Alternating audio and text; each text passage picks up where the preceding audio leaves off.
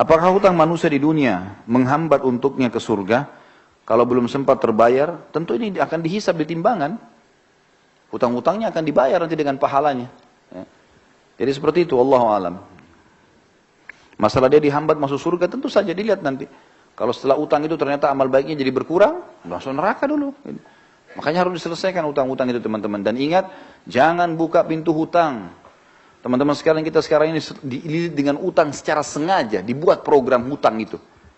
Utang rumah, utang motor, utang mobil, utang HP, hutang semua. Dan ini tidak boleh teman-teman sekalian ya. Kita tidak boleh dalam Islam membuka utang kecuali ada uzurnya. Karena utang itu bagian daripada pelanggaran.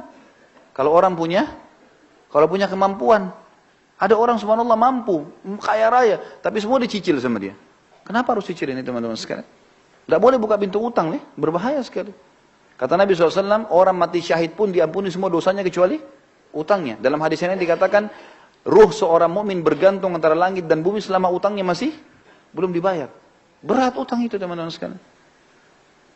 Lalu apa kira-kira sebabnya utang? Saya pelajari, ternyata utang itu kebanyakan teman-teman sekalian disebabkan karena dua hal. Orang ini malas kerja, atau yang kedua, mau melampaui kapasitasnya. Kalau belum saatnya antum punya rumah sendiri, sewa, kontrak, nggak apa-apa. Bukan aib itu teman-teman.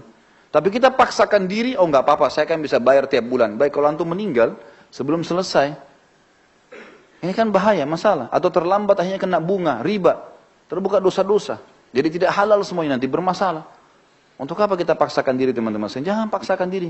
Melampaui kapasitas. Ya, itu nggak boleh sebenarnya. Jangan dipaksakan. Kita mampunya naik sepeda teman-teman. Naik motor. Apa yang kita mampu? Berdoa sama Allah lalu berusaha ikhtiar.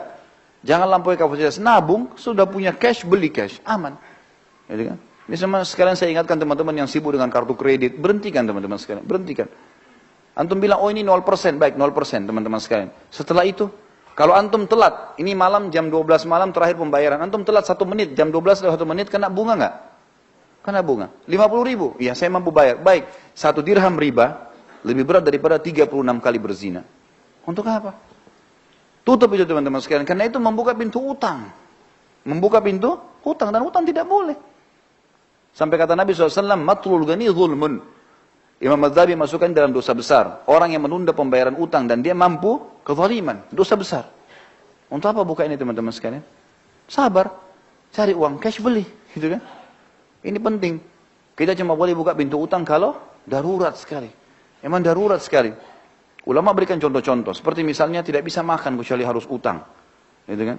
Atau misalnya dia mau berbuat satu ibadah amal soleh. Dia tahu dia bisa bayar lalu dia utang. Seperti orang mau akikah anaknya. Atau orang mau idul adha, mau kurban. Dia tahu akhir bulan dia akan terima gaji. Sekarang tanggal 12 atau tanggal 13 lebaran idul adha.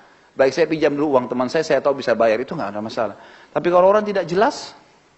Sampai kata Nabi SAW, siapa yang sengaja utang.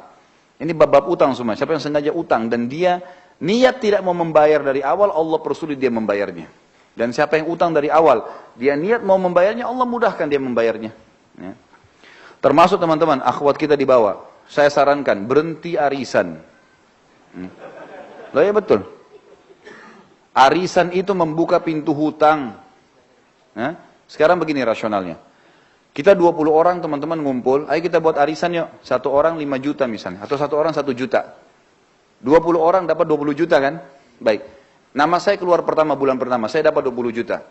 Ini banyak orang gembira, oh 20 juta, dihabisin beli ini, beli itu. Apalagi akhwat kita, Masya Allah daftarnya sudah lengkap. Beli ini, beli itu, beli ini, beli itu. Sadar nggak dia? Kalau dia sedang punya utang 19 juta. Hah? Sedang punya utang nggak? Baik, kalau dia mati bulan depan, siapa yang bayar? Gak bisa. Ini membuka pintu utang loh. Mengkhayal beli barang, padahal uangnya orang dipakai. Utang ini. Dan orang yang paling terakhir dapat itu doror. Gak boleh dalam Islam itu doror. Dia selalu berharap supaya dapat tapi gak dapat. Namanya gak jatuh terakhir baru dapat dia. Jadi dia seperti membiayai orang lain semuanya dulu. Lah ya. Ini gak boleh loh teman-teman sekalian. Ada orang tidak melihat hukum syarih itu bahaya. Kalau menurut saya Allah tinggalkan. Pernah istri saya ikut, saya nasihatin dia, hati-hati loh, berhenti, ini nggak boleh. Waktu dia sampaikan saya bilang ini nggak boleh. Ini bahaya membuka pintu utang. Sekarang kalau kau meninggal dalam 2-3 bulan setelah itu, siapa yang bayar? Nah, pasti saya ahli warisnya kan? Ya kalau saya punya duit, kalau enggak, loh ya kalau kita pas suaminya punya uang misalnya, kalau nggak punya uang gimana? Kan jadi utang yang bergantung kan? Gak bisa. Atau ada orang lari, zalim, dia pergi. Kan jadi masalah. Baik, kalau mau kumpul pengajian. Nggak usah ada arisan.